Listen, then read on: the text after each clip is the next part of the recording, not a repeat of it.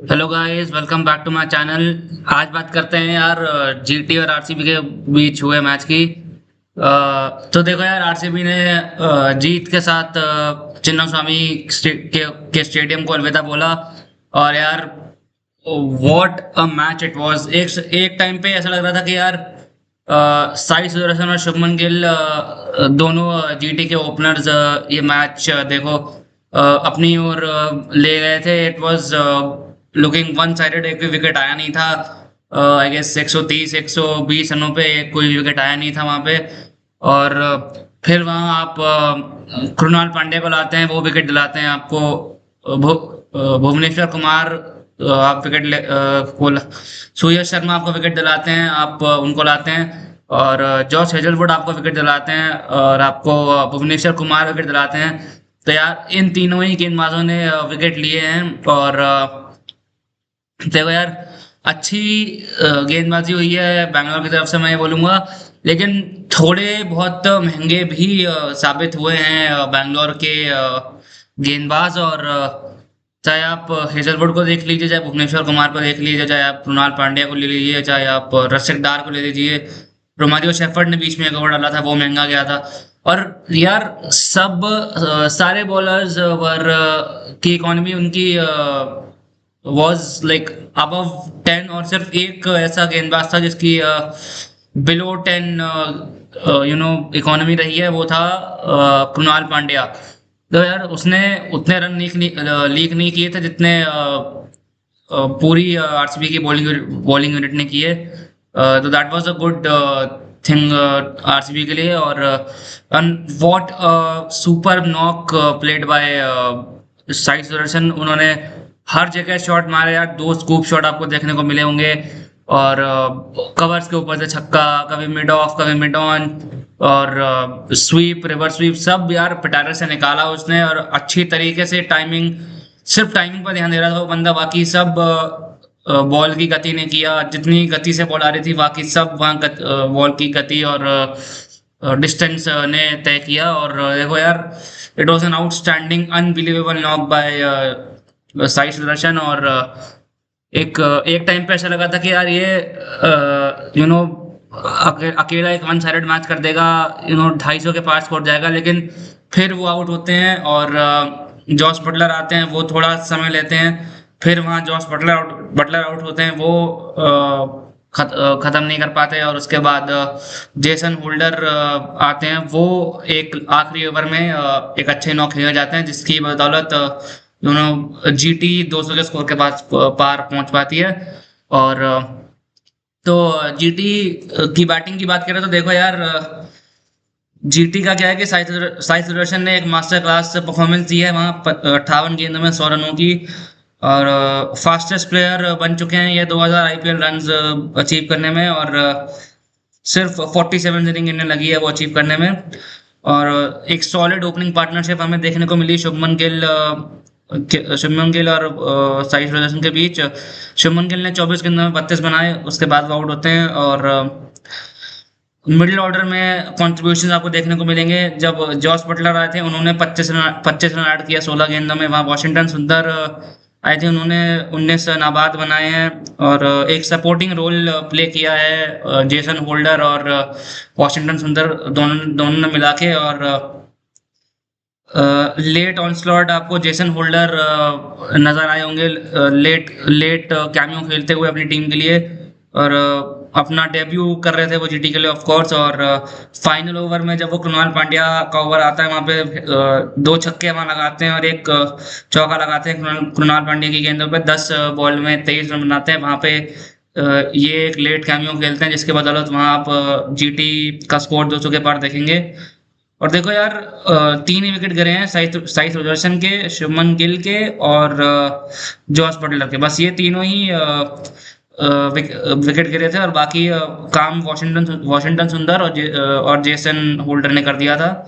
और अब बात करते हैं जीटी की बॉलिंग की। तो यार, जीटी की बॉलिंग को देखो, राशिद खान का रेजिस्टेंस यहाँ पे काम आया। वहां पे जब राशिद खान ने 2 विकेट चटकाए, जितेश शर्मा का एक उनमें से विकेट था, जो कि एक बहुत ही क्रूशल विकेट था जीटी के नजरिए से, क्योंकि जितेश शर्मा अगर एक बार चल जाते हैं ना, जैसे आपको याद होगा कि पिछली आईपीएल में दिग्विजय चाटी ने आउट किया था जितेश शर्मा को रिवर्स स्वीप खेलते हुए, लेकिन वहां वो पीछे के जो लाइन होती है ट्राम लाइन, उसकी नो बॉल हो जाती है और वहां पे फिर जितेश शर्मा ये मैच खत्म करके आते हैं। पिछले साल की ये बात रही थी, और वो एलएसजी के खिलाफ था, और इस साल भी अच्छा प्रदर्शन करते हुए दिखे थे हमें पिछले कुछ मैचेस से, 2-3 मैचेस से।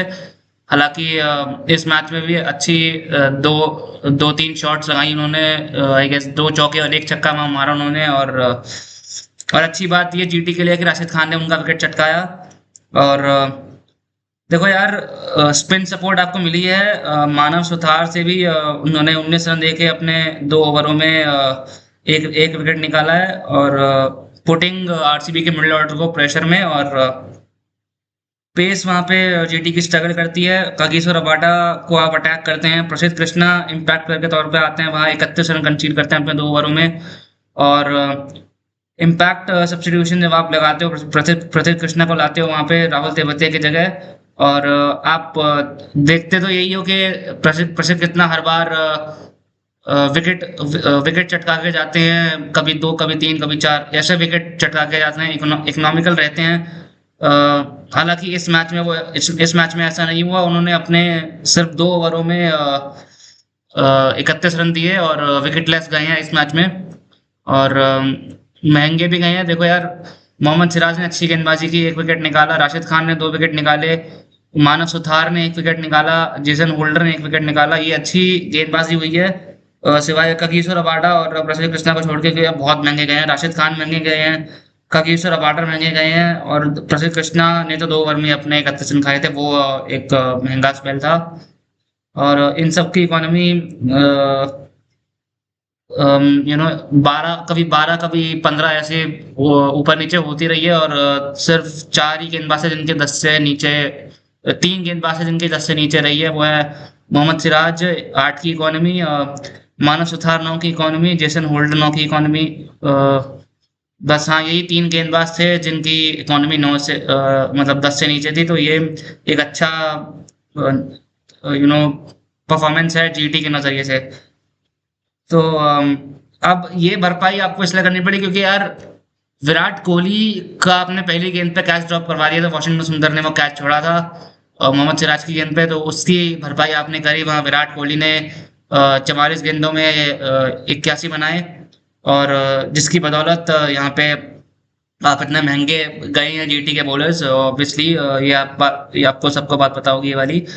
और अब यार बात करते हैं आरसीबी की बैटिंग यूनिट की। तो देखो यार, आरसीबी के बैटर्स, विराट कोहली के वो मैच विनिंग नॉक आई, वो प्लेयर ऑफ द मैच उन्हें दिया गया। 44 बॉलों में 81 रन उन्होंने बनाए हैं, और आफ्टर बीइंग ड्रॉप कैच हुआ उनका, एक कैच छूटा वॉशिंगटन सुंदर से वहां पे, और फिर वहां वो 8 चौके और 4 छक्के लगाते हैं, और reaching his 50 in just 30 balls. और वहां पे पहले पहले प्लेयर बनते हैं आईपीएल हिस्ट्री में 800 चौके लगाने वाले बल्लेबाज, पहले बल्लेबाज 800 चौके लगाने वाले इस आईपीएल की हिस्ट्री में। और फिर वहां आपको देवदत्त पडिक्कल की अग्रेसिव 50 दिखेगी, बहुत ही निडर अंदाज में, एकदम फियरलेसली वहां पे उन्होंने वो 50 चढ़ा 27 गेंदों में। वहां पे 20 बॉलों में वो अपने 50 पे पहुंचे थे। और यार यहाँ पे कम से कम इनका 200 से 215 का स्ट्राइक रेट होगा। और फिर वहां पे जब यहाँ विकेट गिरती है, तो आप देखेंगे कि जेकब बैथल का विकेट गिरता है, विराट कोहली का विकेट गिरता है, पडिक्कल एक अच्छी नॉक खेल के आउट होते हैं। इन तीनों ने अपना अपना काम किया, और बाकी जब आप देखेंगे कि रजत पाटीदार फिर आते हैं, वो भी अपना काम करके जाते हैं, 10-15 रन वो बनाते हैं। और फिर वहां आपको लेट फिनिश दिखता है कृणाल पांड्या के बल्ले से और टिम डेविड के बल्ले से। कृणाल पांड्या ने 12 गेंदों में 23 रन बनाए, और टिम डेविड ने 10 रन बनाए वहां पे विद 7 बॉल्स टू स्पेयर, जहां पे वो आरसीबी को मैच जिता देते हैं।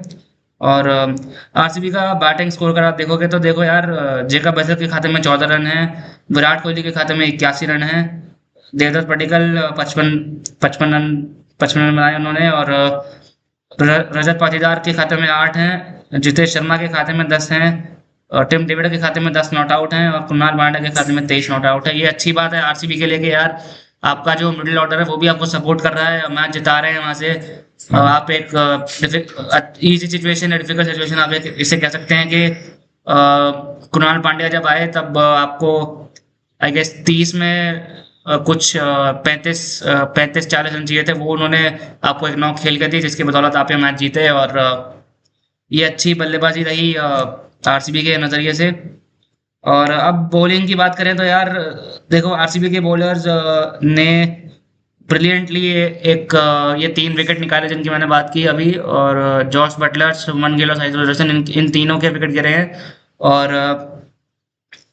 ब्रेक थ्रू दिलाया आपको सूर्य शर्मा ने, जॉस हेजलवुड ने, भुवनेश्वर कुमार इस बार भी इकोनॉमिकल रहे, अपना 4 ओवर में 31 रन दिया, 1 विकेट चटकाया उन्होंने।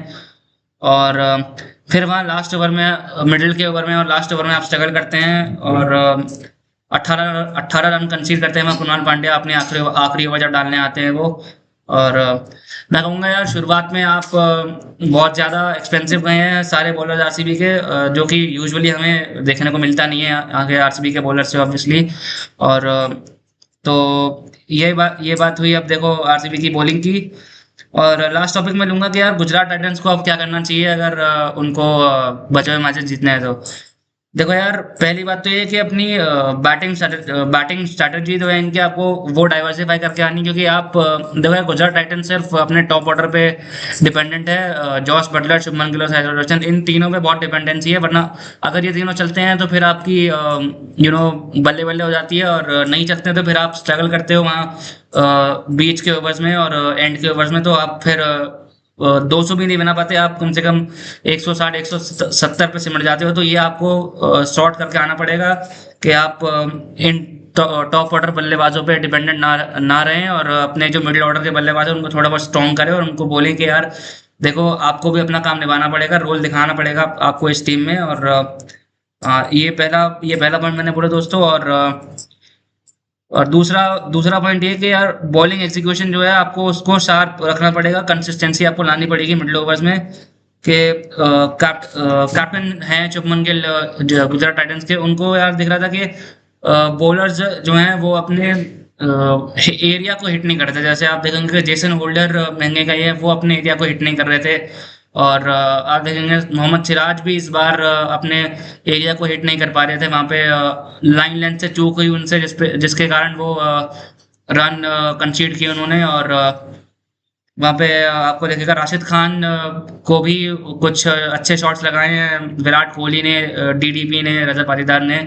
तो यार ये सारे बॉलर्स जो हैं आपके थोड़ी थोड़ी बहुत मार इन्होंने खाई है, और आपको इनसे बातचीत करनी होगी, ये बताना होगा कि यार आप एक अच्छे टप्पे पर डालें और लाइन लेंथ अपनी सटीक रखें। और तीसरा तीसरा और आखिरी पॉइंट ये कि यार फील्डिंग स्टैंडर्ड आपको इम्प्रूव करने पड़ेंगे, क्योंकि देखो यार, ड्रॉप कैचेस आपको ना 2 पॉइंट्स है, और मेरे ख्याल से अगर आप बॉटम पे भी हो तो भी आपको एलिमिनेट कर सकते हैं इस पूरे टूर्नामेंट से, क्योंकि आप फील्डिंग अच्छी करोगे तो आप मैच में बने रहोगे। और आप कैचेस छोड़ोगे, फील्डिंग मिस फील्ड करोगे, आप चौके वगैरह दोगे ऐसे मिस फील्ड से और कैच ड्रॉप करोगे तो ये नहीं चलेगा, जिसकी बदौलत आप वो 2 पॉइंट तो गवा ही दिए हैं वहाँ जीटी ने। और हो सकता है कि मैं ये नहीं कह रहा हूँ कि हो जाएगा, बट हो सकता है कि वो एलिमिनेट भी हो जाए इसकी वजह से। तो जी हाँ, बस आज के लिए इतना ही, और मिलते रहेंगे इसी चैनल पर। नमस्ते।